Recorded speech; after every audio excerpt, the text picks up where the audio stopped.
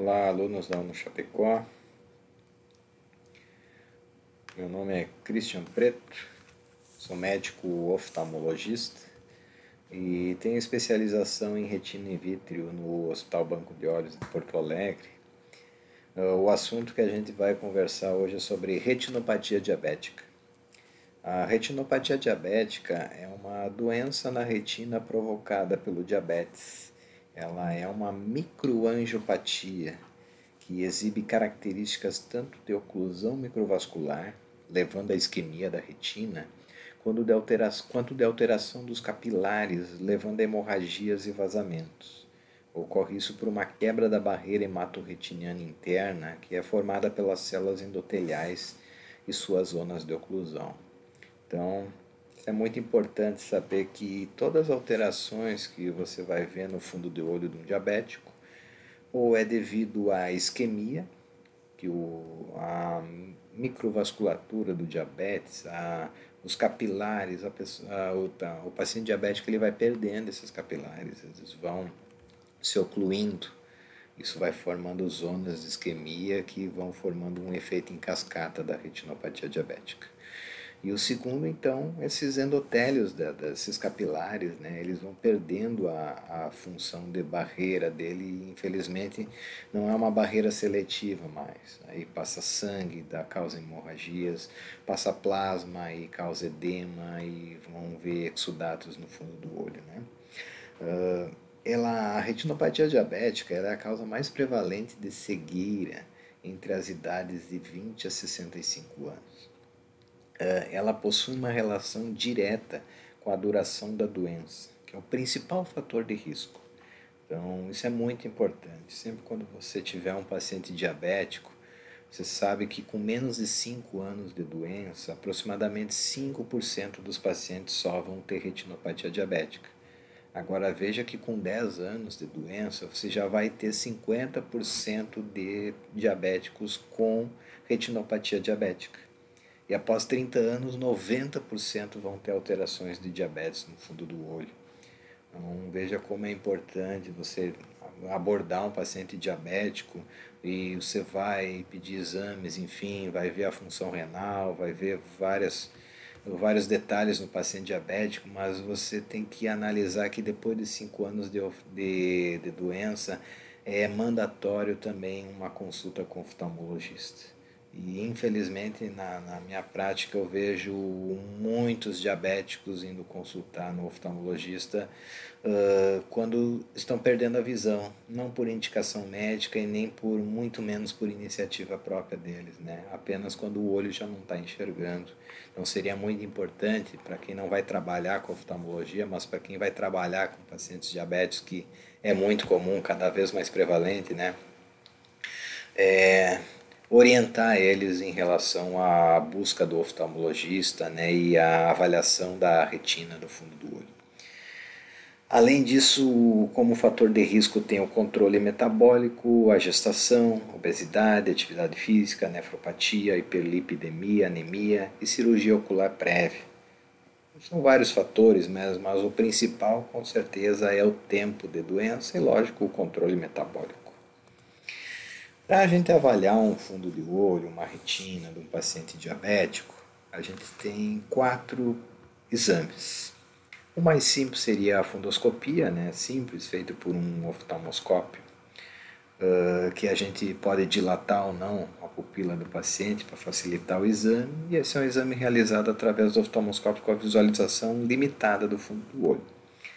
Tem a opção do mapeamento de retina, que é um exame daí realizado através do oftalmoscópio binocular indireto, com uma visualização mais ampla, né, do fundo do olho, mas limitada quando a perfusão tecidual, porque não é uma angiografia, é apenas uma visualização da retina e também você não consegue documentar muito bem, você apenas está olhando, você vai ter que escrever o exame, descrever e não imprimir uma foto do fundo do olho, né? Agora, a retinografia colorida e a angiofluorescenografia já é o exame padrão para avaliar a perfusão tecidual da retina e pesquisa de neovaso. Então, agora você já vai poder fotografar a retina e você vai poder pegar a veia de um paciente, injetar um contraste, injetar fluoresceína, né, que é o contraste que a gente injeta nesse paciente, e esse contraste em 10 segundos ele chega no fundo do olho. E de acordo com o padrão de perfusão no fundo do olho, você consegue ver se tem alguma alteração ou não. A tomografia de coerência óptica é um exame mais novo e detalhado da área macular, que é a nossa área central da visão, né? É excelente para avaliar o edema macular, porque a tomografia ela consegue ver as camadas da retina e você consegue ter uma análise da espessura da retina. Vamos ver um pouquinho melhor sobre isso, algumas fotografias. Veja que aqui está o oftalmoscópio, né? Veja aqui a foto do fundo do olho ampla e aqui a abrangência da visão de alguém que faz uma fundoscopia. Veja se o campo de visão é apenas de 30 graus. Já a diferença de uma retinografia que você consegue ver uma boa parte do fundo do olho. Imagina o trabalho para mapear a retina com o oftalmoscópio, ver região por região, né? Tanto que para você avaliar o fundo do olho com oftalmoscópio, a gente até segue um padrão, né? Você pede para o paciente ficar olhando para frente, né? E você lá no fundo do olho tenta localizar a papila, o nervo óptico. Aí você vai para a região nasal e vai seguindo os vasos, né? Então, quando você segue as veias e as artérias, você segue o campo então nasal superior primeiro, você vai seguir a região da artéria nasal superior, depois você volta para o nervo óptico e segue o ramo temporal superior, volta para o nervo óptico e segue o ramo nasal inferior, vê a retina desse quadrante, né? Volta para o nervo óptico e vê a região temporal inferior, e por último você volta para o nervo óptico e vai para a área mais sensível à luz, que é a região macular. Você dá uma olhada. Mas veja como você vai ter que juntar cada campo que você olhou, tentar memorizar e talvez descrever isso. É muito complicado. Mas enfim, é um exame que com paciência e com tempo você consegue mapear o fundo do olho, né? Esse aqui é o oftalmoscópio binocular indireto. Veja que você já tem uma visão de 130 graus apenas na primeira olhada. Você já consegue ver o fundo do olho, uma região mais ampla, né? O único detalhe da oftalmoscopia binocular indireta é que ela é toda invertida, né? Então essa imagem que você está vendo aqui na parte superior é a retina inferior. E essa imagem que você está vendo aqui é a retina superior. E o normal é o nervo óptico estar na porção nasal da retina. E a mácula, ela é temporal, o nervo óptico. Então quer dizer que essa imagem é invertida da esquerda para a direita também. Mas você analisar a mácula, você sabe que essa é a região temporal do olho. Quando você olha o nervo óptico e vê qualquer região aqui, você sabe que é a região nasal da retina, né? E essa é a região temporal da retina. O que confunde mais, realmente tem que prestar muita atenção, é sempre que você estiver descrevendo essa região aqui, você está descrevendo com oftalmoscópio binocular indireto a retina inferior. E quando você está vendo essa região aqui, você está descrevendo qualquer alteração na retina superior. Esse aqui é um retinógrafo, então ele documenta o fundo do olho, né? Veja que diferença na imagem, né? Você consegue documentar, você consegue imprimir, você consegue salvar essa imagem, você consegue discutir com um colega, você tem uma visualização muito ampla da retina e você consegue injetar contraste. E depois, veja que esse contraste em 10 segundos já começa a circular pelas artérias. Você veja o padrão das artérias, elas são um pouco mais tortuosas e elas têm 2/3 de espessura da veia. Você já consegue reconhecer as artérias da retina pelos padrão aqui. E o normal de uma angiografia é assim, ele preencher as artérias e as veias, mas não ter nenhum vazamento considerável na retina. Você vê esse flush, que é essa mancha branca aqui entre as veias, que são o preenchimento dos capilares. A única área que fica realmente escura na angiografia é a área central da fóvea, que é o centro da mácula, né? Então, a mácula é a área mais sensível da nossa visão, é a área com maior sensibilidade visual, que é onde a gente realmente enxerga.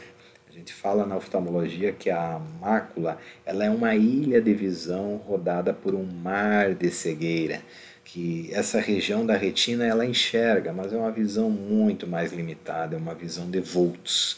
Já essa parte central da retina é onde a gente tem realmente uma visão nítida, né? Uma visão com detalhes. Por último, então, a tomografia de coerência óptica, que é um exame mais moderno, né, que veio para ajudar na avaliação da retina, porque é difícil você avaliar a espessura da retina numa angiografia.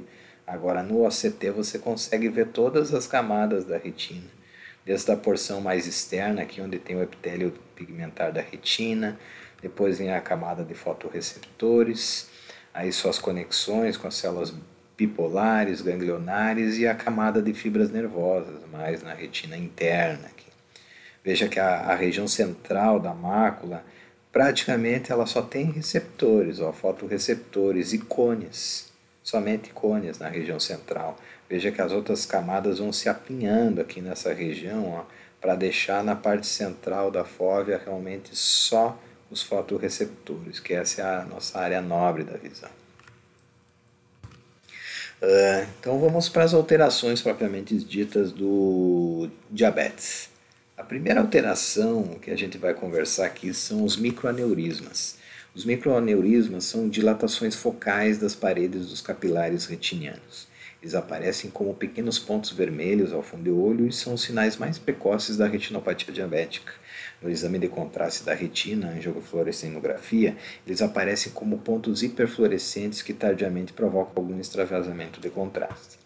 Então veja na foto colorida, na retinografia colorida, que é o que você veria no mapeamento de retina e muito limitado, mas aos poucos olhando numa fundoscopia direta, você conseguiria ver esses pontos vermelhos aqui. Então esses pontos vermelhos aqui são microaneurismas, são dilatações dos capilares. Numa angiografia você consegue ver melhor os microaneurismas, são esses pontos hiperfluorescentes. Então sempre que você for olhar uma angiografia da retina, tudo que é normal é o contraste circular dentro das artérias, dentro das veias. Quando esse contraste extravasa, isso é uma lesão. Quando você vê ele extravasar e aparecer bem nítido, bem branco, isso é hiperfluorescente. Quando você vê uma área da retina que deveria aparecer mais clara e ela ficar escura, e não é a fóvea que é normal ela ficar escura porque ela é avascular, isso é uma lesão hipofluorescente.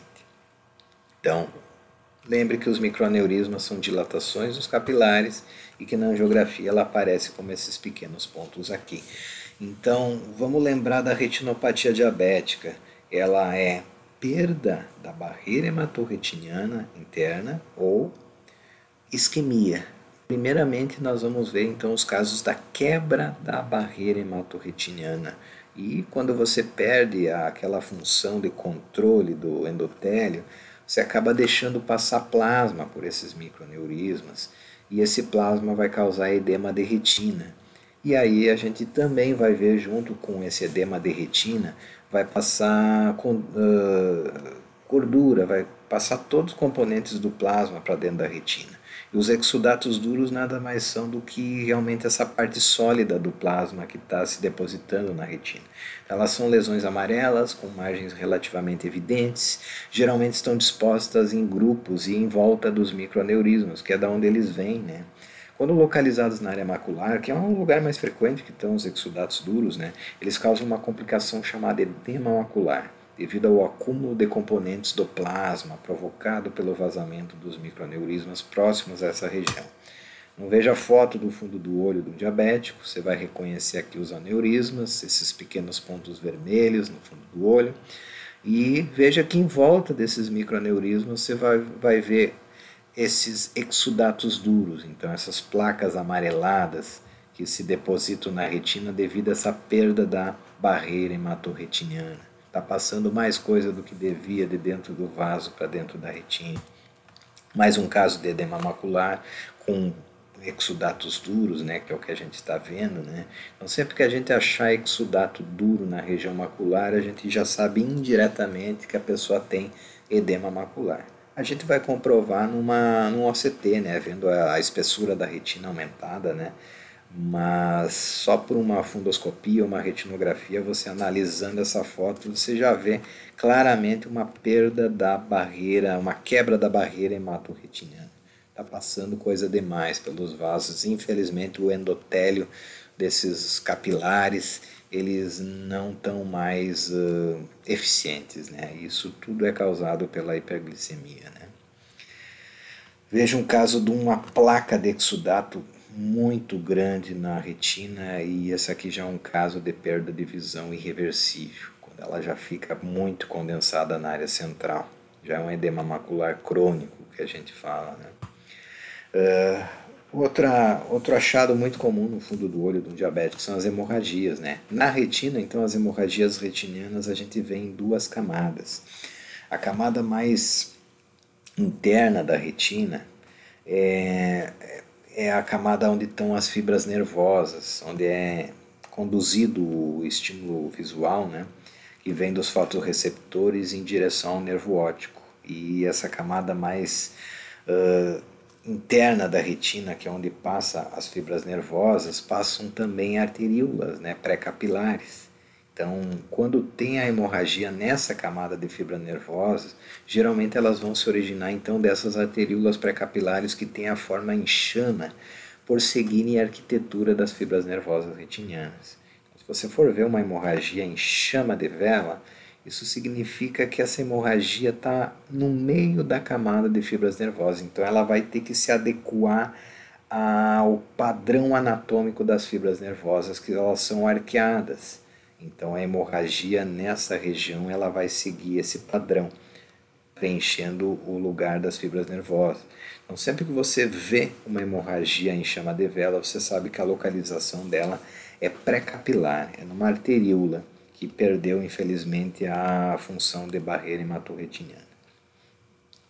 Já as hemorragias intrarretinianas, elas são originárias de terminações venosas dos capilares.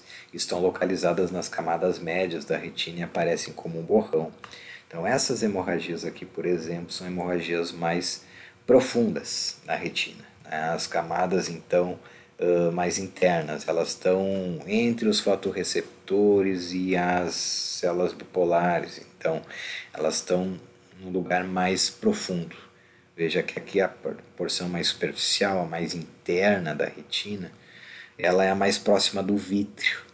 E a porção mais externa da retina está mais próxima da esclera posterior do olho, da coroide, né? Então veja que a vascularização do olho ela vem pela artéria central da retina, depois se divide em ramos temporais e nasais, depois vão se dividindo em outros ramos secundários e terciários e depois vão chegando artérias pré-capilares. E todos esses vasos que eu falei, eles estão num plano mais na camada de fibras nervosas. Eles começam a se aprofundar depois dos capilares. Aí depois dos capilares vêm as vênulas pós-capilares, elas já estão numa região mais profunda, mais perto dos fotorreceptores. As hemorragias estiverem nas arteríolas, vão seguir esse padrão das fibras nervosas. As hemorragias na angiografia, elas acabam bloqueando o efeito do contraste normal do fundo do olho, e daí a gente chama isso aí de lesões hipofluorescentes. Então veja que toda hemorragia na angiofluorescenografia vai aparecer mais escura, como um efeito em bloqueio do normal.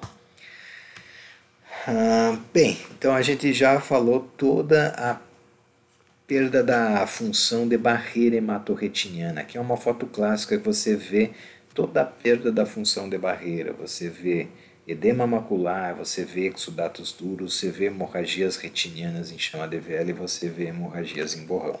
Agora a gente vai ver o componente isquêmico do diabetes, então, que são quando você começa a ter perda da microcirculação, que você começa a perder esses capilares, que eles vão se ocluindo e infelizmente sumindo da circulação da retina. Um dos sinais que você vê e indicam essa isquemia são os exudatos algodonosos. Então, eles são compostos por acúmulos de detritos neuronais dentro da camada de fibras nervosas. São lesões superficiais pequenas e esbranquiçadas que indicam isquemia local, devido à oclusão das arteríolas pré-capilares. Outros achados que sugerem isquemia local são veias em rosários, alça venosa e arteríolas em fio de cobre ou prata. Então aqui está o exemplo de um exudato algodonoso e ele indica isquemia. Então sempre que você vê um exudato algodonoso, você sabe que uma arteríola antes do capilar foi ocluída. Isso aqui é edema das fibras nervosas. E veja que ele vai distribuir, né, a distribuição dos exudatos algodonosos vão seguir o padrão arqueado das fibras nervosas, né? Então todo o componente visual que você tem aqui, que você está enxergando dessa retina temporal superior, ela vai chegar para o nervo óptico nesse sentido arqueado. Essa porção inferior vai vir nesse sentido arqueado. E a parte central vai vir reto aqui, que a gente chama de feixe papilomacular. Veja só a angiografia de um paciente diabético quando começa a aparecer isquemia. Veja que é uma angiografia normal. Você vai ver apenas uma região escura aqui sem preenchimento de contraste, que é a área avascular da fóvea, da área central da mácula, né, que é a fóvea. A gente chama de zona avascular. Isso é normal. Agora, num paciente que começa a ter alterações isquêmicas, você vai ver regiões avasculares fora da fóvea. Aqui deveria estar todo preenchido com contraste, porque aqui seriam os capilares da retina. Veja que esse paciente diabético perdeu praticamente todos os capilares dessa região e fica com uma zona escura aqui, uma zona praticamente sem oxigenação suficiente, né? A gente considera isso aqui e chama como zonas de má perfusão tecidual. Então veja o sinal como a angiografia consegue ver esse componente isquêmico do diabetes muito mais fácil que a retinografia colorida ou a fundoscopia. A fundoscopia você vai ver sinais indiretos dessa isquemia, mas com a angiografia você consegue ter uma noção muito mais real, né? Então veja na angiografia as veias em rosário, ou ensalsichamento venoso, né, que isso é um sinal de isquemia, e veja as áreas de má perfusão tecidual. Aqui nós temos duas retinografias coloridas, então, e a gente consegue ver nesse lado aqui que eu estou assinando, que eu estou mostrando, veja, essa aqui é a quebra da barreira hematorretiniana interna, que é o componente, o primeiro componente do diabetes. Então veja que os capilares perdem a função de barreira e começa a passar líquido, plasma e começa a ter hemorragias, tanto em chama de vela na camada de fibras nervosas como em borrão nas camadas mais profundas da retina. E veja um paciente diabético numa área de uma retinografia que você consegue ver um padrão isquêmico indiretamente, mesmo sem injetar contraste. Você consegue ver o looping venoso, você consegue ver o ensalsichamento das artérias ou veias, ensalsichamento das veias ou veias em rosário. Veja que essas veias começam a ter áreas de estreitamento e engurgitamento, né, intercaladas. Isso é um sinal indireto de isquemia. Essa isquemia, quando começa a ficar muito pronunciada, o olho ele lança a mão de uma neovascularização, ou seja, são produzidos novos vasos para tentar compensar essa região isquêmica. Até aí tudo muito bem, muito bonito. O problema é que esses neovasos têm uma tendência muito grande de sangrar, de se romper e provocar hemorragia vítrea e também de crescer proliferação fibrovascular nessa região e acabar dando descolamento de retina. Então a próxima manifestação que a gente começa a ver na isquemia do diabetes são os neovasos. Então eles são provocados por fatores de crescimento angiogênico, o VEGF, fator de crescimento vascular endotelial, elaborados por tecido retiniano hipóxico na tentativa de revascularização da retina acometida. Pode se localizar no nervo óptico e ao longo do trajeto dos vasos principais. Aqui a gente vê então uma retinografia, veja a veia, a artéria, hemorragias em chama de vela, exudatos algodonosos, e aqui alguma coisa estranha, né? Ó, veja um tufo de neovascularização, vários neovasos aqui próximos à papila, então você já sabe que aqui tem um componente isquêmico muito grande nessa retina. Aqui uma angiografia mostrando como é que é o padrão angiográfico do neovaso. Veja que ele é hiperfluorescente igual um microaneurisma, mas ele floresce muito mais em direção ao vítreo. Então, uma hiperfluorescência muito forte, muito acentuada. Então, essas regiões aqui você está vendo que tem neovasos, e eles estão aparecendo justamente por causa dessas áreas aqui, ó, que estão mais escuras, são áreas de má perfusão tecidual. Então, tudo uma reação em cadeia, né? Primeiro você vai perdendo os capilares, você vai gerando um ambiente isquêmico, você vai estimulando a produção de VEGF e aí vai aparecendo os neovasos. E esse é o início da tragédia, né? Porque esses neovasos, eles têm um componente fibrovascular que causa descolamento de retina e eles provocam também hemorragias dentro do olho, não apenas essas hemorragias intrarretinianas que a gente falou antes, agora essas hemorragias vão ficar na frente da retina, ou seja, elas vão ser no vítreo ou pré-retinianas e isso atrapalha muito a visão. Para nós classificarmos então uma retinopatia diabética, a gente sempre vai avaliar o grau da quebra da barreira hematorretinana interna, o grau de isquemia e o grau de edema macular.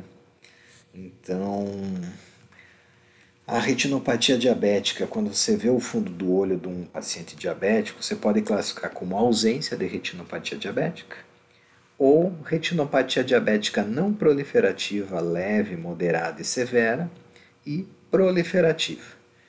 O primeiro passo, então, seria identificar se tem neovascularização. Se não tiver neovascularização, você já sabe que é uma retinopatia diabética não proliferativa. Você só precisa saber se ela é leve, moderada ou severa.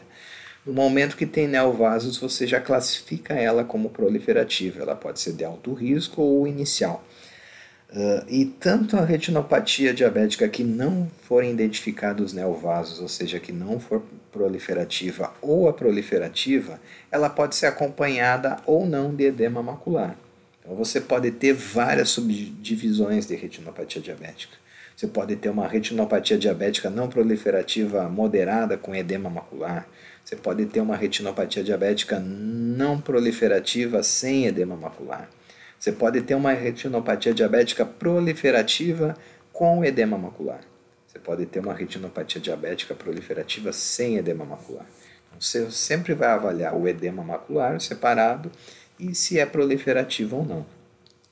Quando ela não tem neovasos, então você já sabe que ela é não proliferativa. E de acordo com a quantidade de microhemorragias, de microaneurismas e de áreas de má perfusão, você vai classificar como leve, moderada ou severa.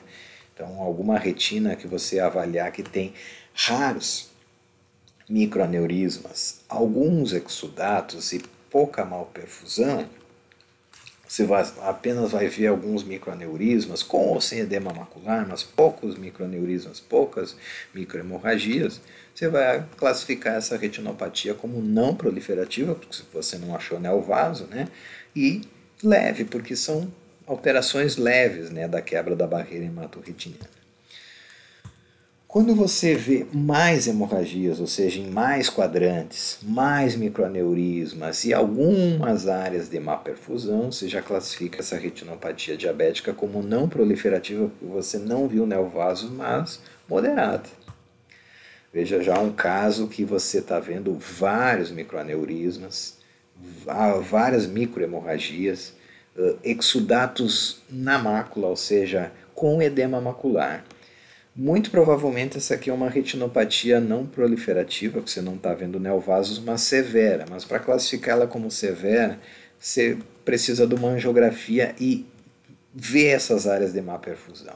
Então aqui, por exemplo, é o começo do fim, né? É o começo da tragédia. Só está faltando neovaso aqui para começar a tragédia, né? Então a partir daqui é a indicação de fotocoagulação. Você tem que fazer laser nessa retina para tratar essas áreas isquêmicas para não aparecer o neovaso, para não provocar uma hemorragia posterior ou um descolamento de retina. Aqui você já está vendo então a classificação de uma retinopatia diabética proliferativa, porque aqui você já está vendo vários tufos de neovasos em volta das arcadas. Ó. E isso na angiografia eles aparecem como lesões hiperfluorescentes acompanhadas de áreas de má perfusão tecidual. Veja um outro caso de retinopatia diabética proliferativa, porque você está identificando o neovaso, várias áreas de má perfusão, e você veja que a mácula, a área avascular dela, ela está maior do que o normal. Então, além de você ter uma isquemia da periferia, você está tendo uma maculopatia isquêmica. Então, você classifica essa retinopatia como diabética proliferativa acompanhada de maculopatia isquêmica, porque as áreas de má perfusão são tão grandes que chegaram a cometer e aumentar essa zona avascular da FOV. Então, como eu tinha falado, o tratamento ideal para retinopatia, quando você identifica esses graus de isquemia, é fazer a fotocoagulação com laser. Você queimar a retina. Você acaba indiretamente diminuindo a necessidade de oxigênio. Você acaba, entre aspas, destruindo uma parte da retina. E você acaba preservando justamente essa ilha de visão que a gente falou antes, que é a mácula. Então você acaba fazendo laser em toda a retina periférica, diminuindo o consumo, a necessidade de oxigênio da retina, e aí indiretamente esses neovasos que se criaram, eles vão involuir, e aí a retinopatia diabética não vai progredir mais. Então é a identificação da isquemia retiniana. Quanto antes a gente conseguir ver essas áreas de isquemia e antes a gente tratar com laser, melhor vai ser o prognóstico do paciente diabético.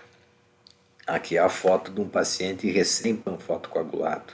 Veja que toda a retina equatorial e periférica está panfotocoagulada e preservada a área central da retina, né?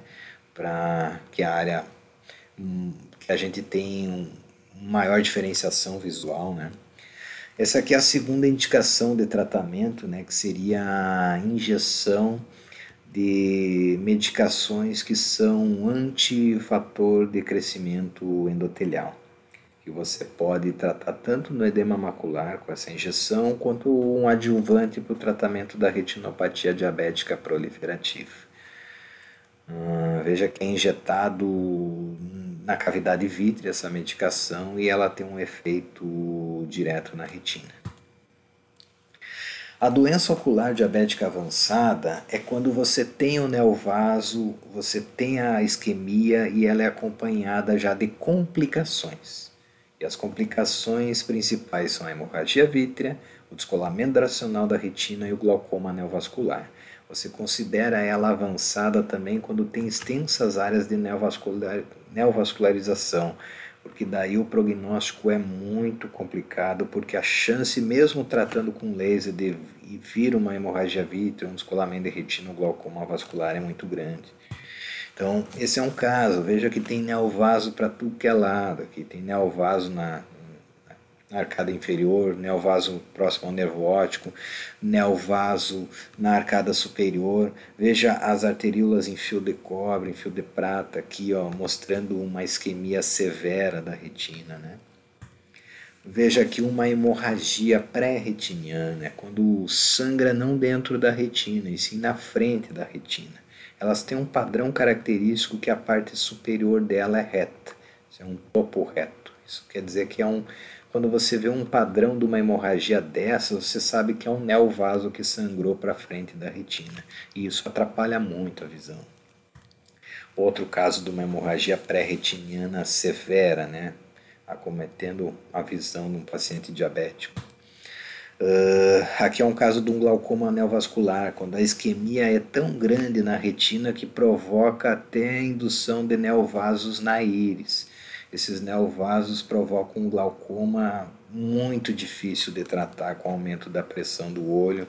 Você tenta reverter com laser, com cirurgia de glaucoma, mas é um caso muito complicado. O ideal é você descobrir realmente essas áreas de má perfusão no início para não deixar chegar nesse ponto.